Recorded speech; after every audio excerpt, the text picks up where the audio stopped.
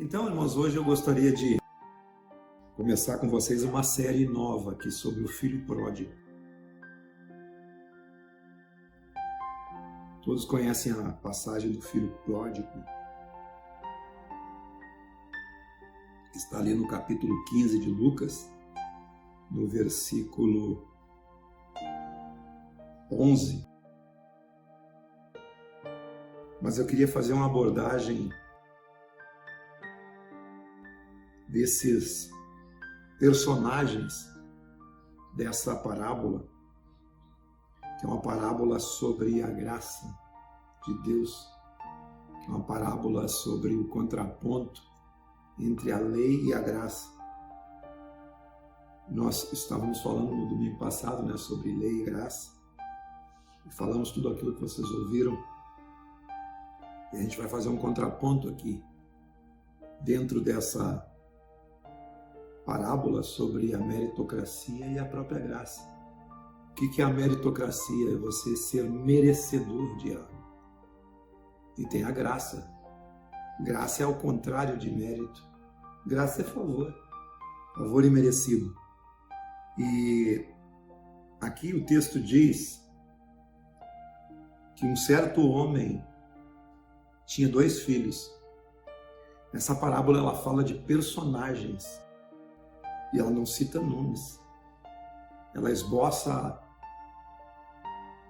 as características dos personagens. Então você pode imaginar que seja qualquer coisa, esses personagens. E essa parábola é uma parábola que ensina sobre graça. Certo homem tinha 2 filhos. O mais moço disse ao pai: Pai, dá-me parte dos bens que me pertencem e que me cabem. E ele repartiu os haveres. Interessante que diz aqui que ele lhes repartiu os haveres. Repartiu entre os 2.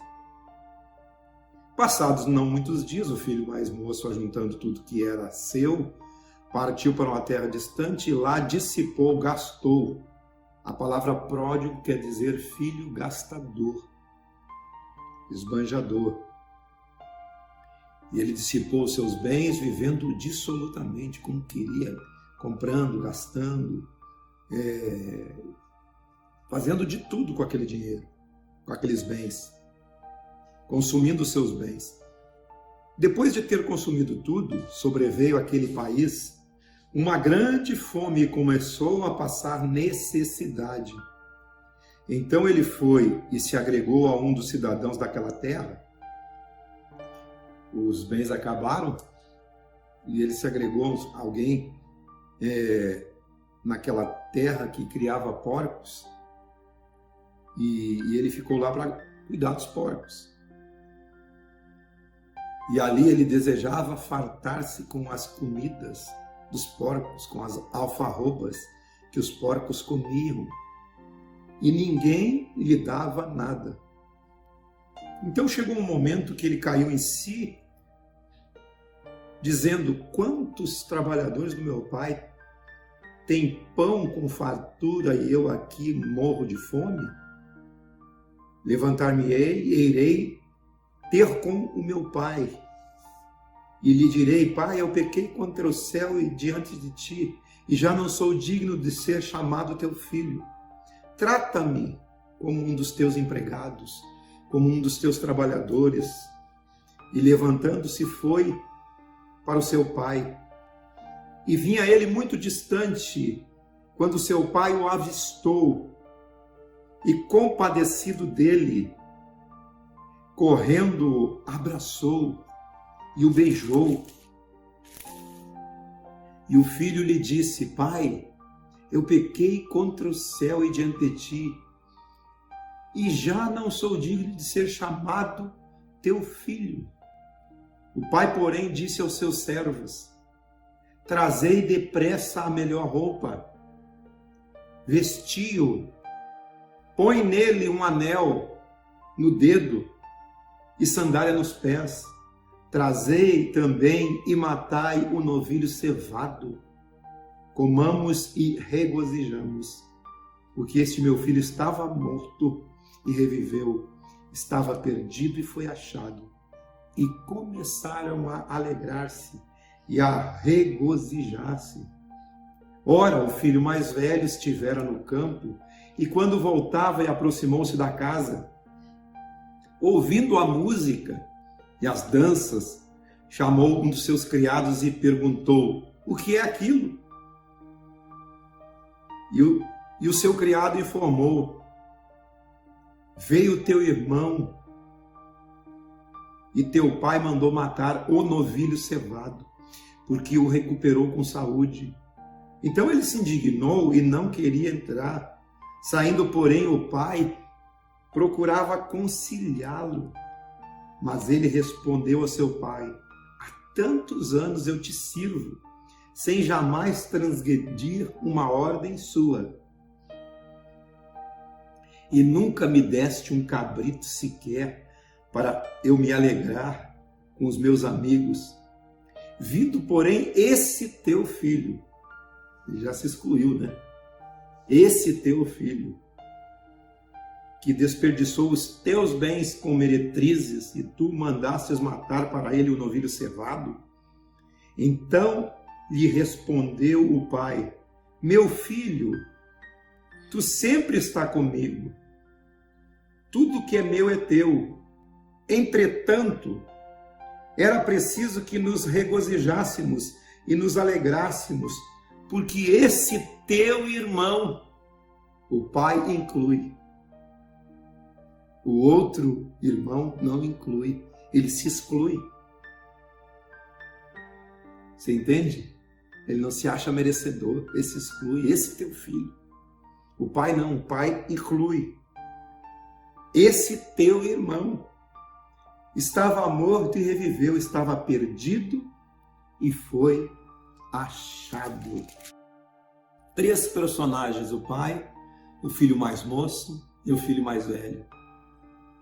O filho que pegou os bens de seu pai e usufruiu.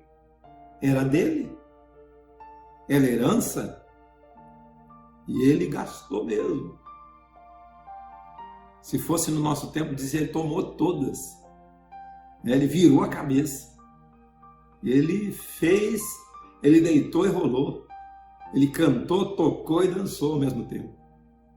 Estou só parafraseando uma linguagem mais moderna a palavra. Ele fez de tudo, aproveitou. Mas ele chegou um tempo na vida dele que ele viu que aquilo tudo não fazia sentido. Como diz o texto, ele caiu em si. E aquilo tudo não significava mais nada, porque ele tinha perdido tudo. E ele lembrou-se do seu pai.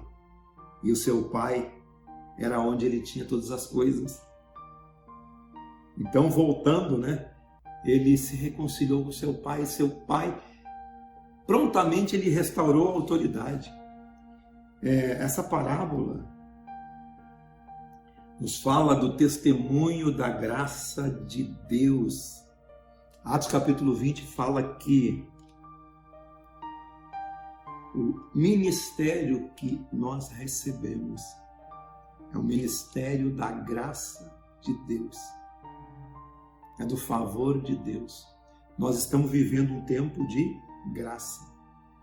Um tempo de favor. Não é pelo que fizemos, por méritos.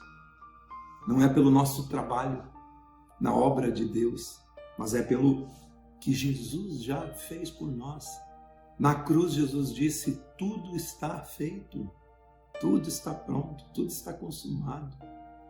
Nós precisamos usufruir da riqueza do reino de Deus, da riqueza do nosso Pai. Nós aprendemos nesse texto essa graça em contraponto à lei. Você tem 2 filhos aqui. O primeiro filho, ele é um filho que entendeu que o pai tem é para ser desfrutado. No reino de Deus nós temos algo a ser desfrutado. Tem um texto que Jesus fala, dizendo para nós: não temais, ó pequeninos, rebanho, porque o Pai agradou em dar-vos o seu reino. O reino de Deus é um reino de provisão.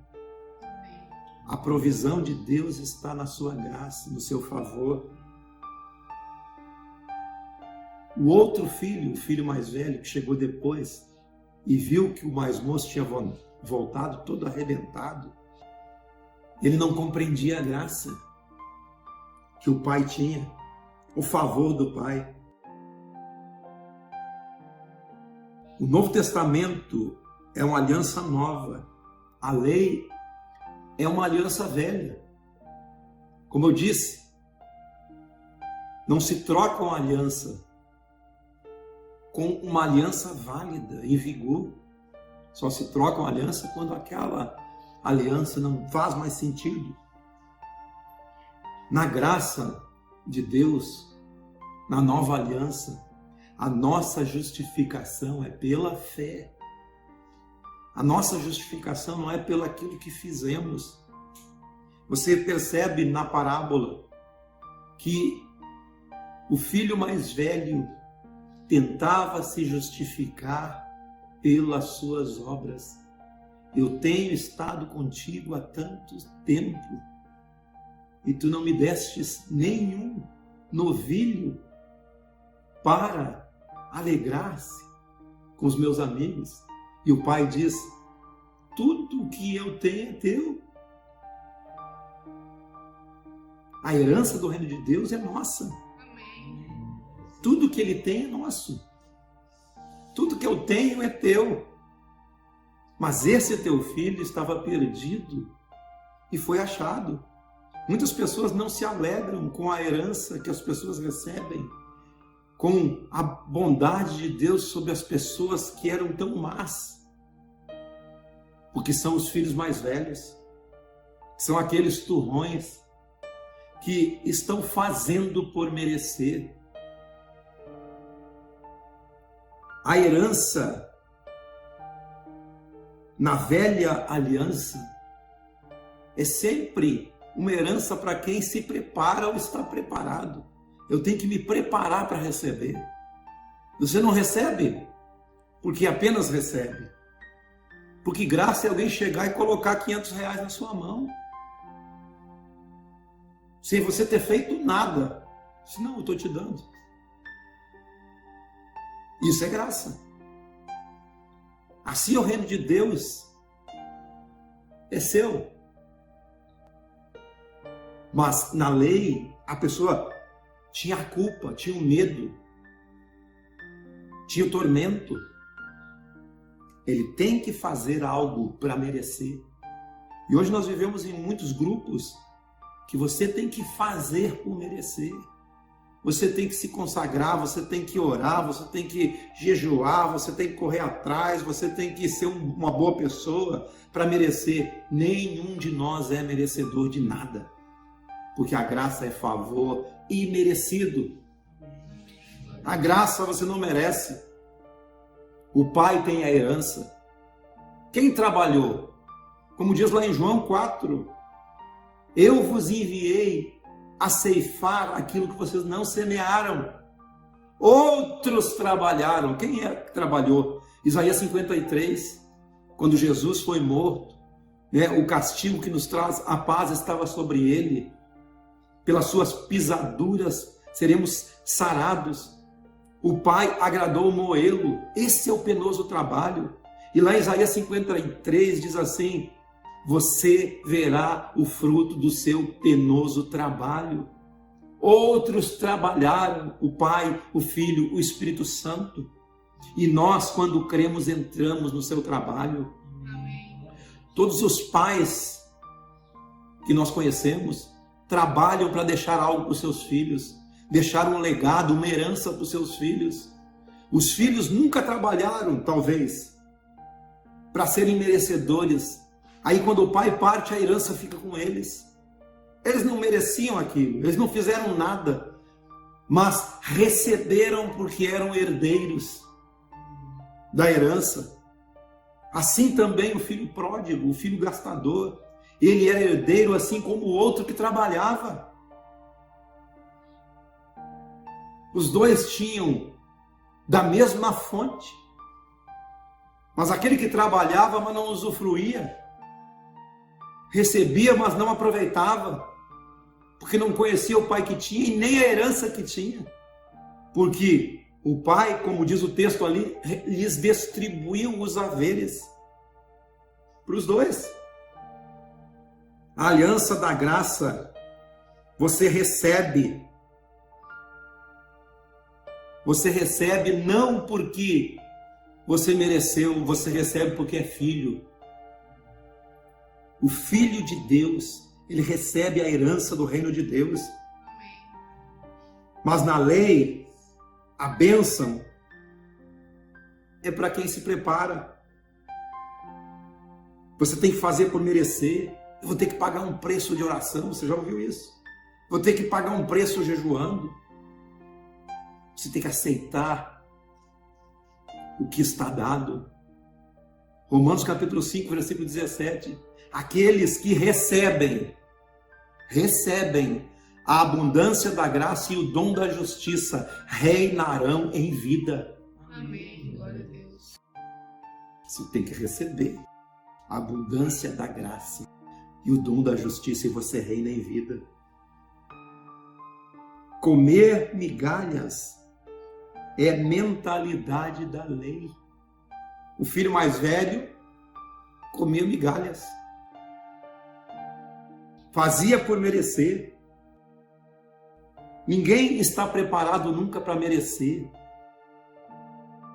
Porque Deus, olhando para a terra, não viu nem um justo sequer. E todos se fizeram culpados. E o salário da culpa e do pecado de todos era a morte. Mas em Cristo Jesus está o dom gratuito de Deus, que é a vida eterna. Por intermédio dele, o Pai separou a herança.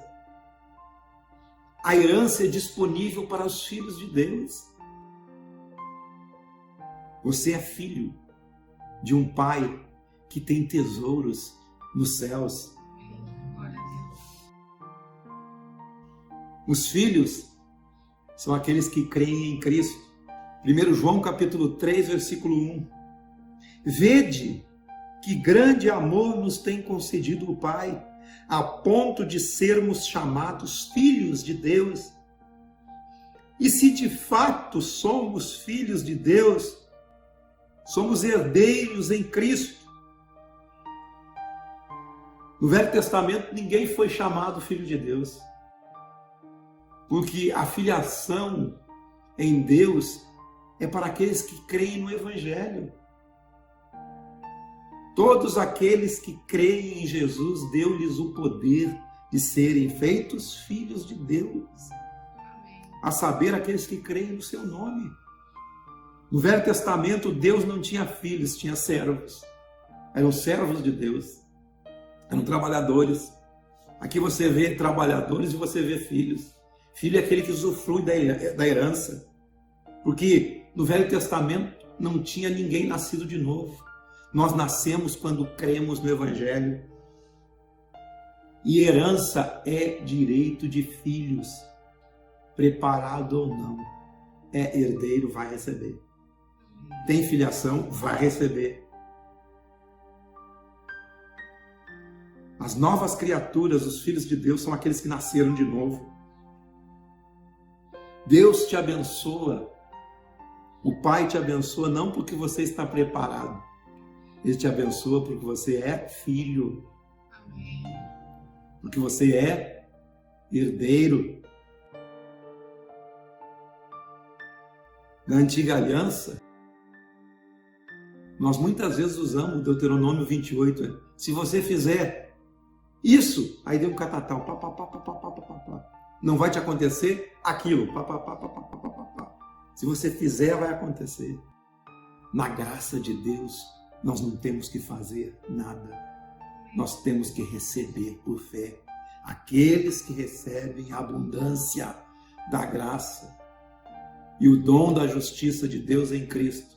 Nele nós fomos feitos justiça de Deus. Na antiga aliança precisa obedecer para ser abençoado, mas na nova aliança nós obedecemos porque já somos abençoados. Nós caminhamos no Evangelho porque fomos abençoados.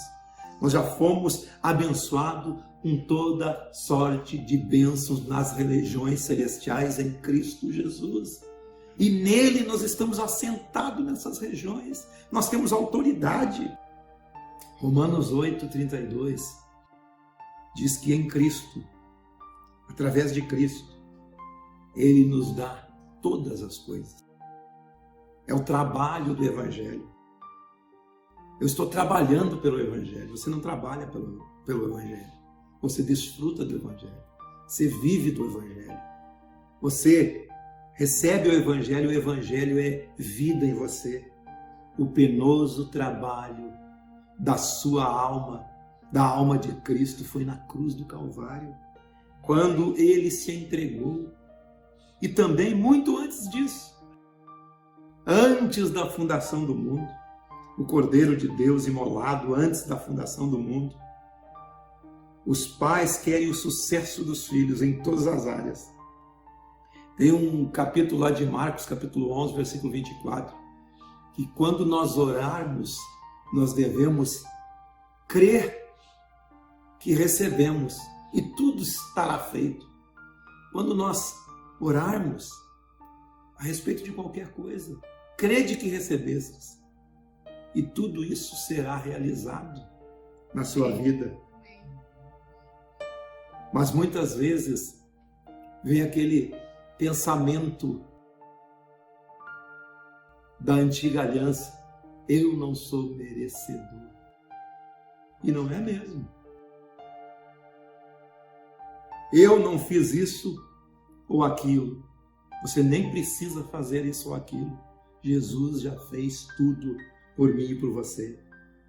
Por que aquele filho pródigo, gastador, desperdiçou a herança e ele caiu em desgraça? Porque ele foi irresponsável com a graça que ele recebeu. Muitas vezes nós caímos em desgraça por causa da irresponsabilidade com aquilo que recebemos no reino de Deus. As pessoas vão muitas vezes de mal a pior porque não creem no poder da graça de Deus, no poder do Evangelho de Deus, no poder dessa graça derramada sobre nós. A carta de Paulo a Tito diz: a graça de Deus se há manifestada, trazendo salvação a todos, para que nós vivamos no presente século de uma maneira justa, piedosa e temente. Muitas vezes nós desperdiçamos os bens do reino de Deus por falta da direção do Espírito, por falta da direção do Espírito de Deus na nossa vida, por falta de ouvir o Espírito de Cristo em nós. Romanos 8,14 diz que aqueles que são guiados pelo Espírito, esses são os filhos de Deus, aqueles que são dirigidos pelo Espírito Santo. A questão de ser dirigido pelo Espírito Santo, ou guiado, não te tira da condição de filho, não. Ele te tira da capacidade de você usufruir da herança que você tem, da maneira correta. Você não é mais filho ou menos filho se você não está sendo guiado pelo Espírito Santo. A condição de filho não muda. O que muda é aquilo que você usufrui no reino de Deus, aquilo que você toma posse no reino de Deus. Por isso que a escolha sempre será nossa. Muitas vezes, pelo nosso arbítrio, nós não recebemos mais de Deus. E o que custa mais para Deus é o nosso direito e a nossa liberdade de fazer as escolhas. Porque as nossas escolhas são as escolhas que nos conduzem. O meu amanhã será construído pelas escolhas que eu faço hoje. O nosso livre-arbítrio é inegociável. Deus não nos criou um boneco para ter relacionamento com Ele. Nós fomos criados com a capacidade de decisão. Nosso livre-arbítrio é inegociável. Deus é totalmente ilimitado, mas Ele se limitou ao nosso arbítrio. Você entende o poder disso? Deus é ilimitado, mas se limita à nossa capacidade de escolher as coisas. Por isso que você escolhe o certo ou o errado. Por isso que você escolhe comer do fruto da árvore da vida ou do fruto da árvore do conhecimento do bem e do mal. É arbítrio. O pecado entrou pela desobediência. Você comerá de todas as árvores e todas as frutas que estão aí nesse jardim. Mas da árvore que está no meio do jardim, da fruta dele, você não come. Porque o dia que você comer, você vai morrer. Mas Deus não colocou limitações neles para que eles não acessassem. Ele deu apenas uma direção. O nosso direito de escolhas custou para Deus. E esse direito nós precisamos usar em nosso favor. Escolhendo o reino de Deus. Você não precisa ser manipulado por ninguém. Tudo acontece na sua vida em função das suas escolhas. E escolhas que você faz por você mesmo. É verdade ou não é? São as nossas escolhas que nos conduzem. São as nossas sementes que nos trazem colheitas. Feliz é aquele que escolhe ser guiado pelo Espírito de Cristo, que escolhe ser guiado pelo Evangelho, que escolhe ser guiado por essa graça. O filho pródigo gastou tudo, mas continua sendo filho e sendo herdeiro. O pai sempre tem mais. Ele gastou, ele se perdeu, mas o pai tem mais. O pai o restituiu. O pai faz multiplicar a sua graça. Onde abundou o pecado, superabundou a graça. Os recursos de Deus são ilimitados. Texto lá de João, capítulo 16, versículo 24. Ele diz assim: pedi e recebei para que a vossa alegria seja completa. O pai recebeu seu filho de volta, pois ele tem um grande amor. O grande amor de Deus. A maior herança não tinha sido levada, não tinha sido gasta. Qual a maior herança do filho que se arrependeu e voltou? Era a presença do Pai nele. A presença de Deus em nós é a maior herança que nós temos. A presença de Cristo em nós. Cristo em vós, a esperança da glória. A presença de Deus em nós. O Evangelho é graça. E é graça pura, queridos. O Evangelho é desfrutar da presença do Pai. Mesmo ao longe, o Pai o avistou. Né? E o Pai nem deixou o Filho falar. Faze-me como um de seus jornaleiros. O Pai já atacou e disse assim: ó, traz logo uma roupa, veste ele. Põe um anel de autoridade. Né? Novas vestes é nova vida. Anel representa a autoridade que a pessoa perdeu.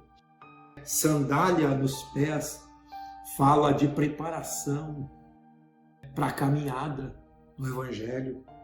Calçado no Evangelho da paz. Como diz lá Efésios 6, a armadura de Deus, as armas, né? o cinturão da verdade, a couraça da justiça, a espada do Espírito, o capacete da salvação, calçado nos pés com a preparação do Evangelho da paz, nova vida, autoridade restaurada, novos caminhos, novo destino, herança restaurada novamente. Não são boas obras que nos fazem receber a herança de Deus. Não são boas obras que nos fazem receber a bênção de Deus.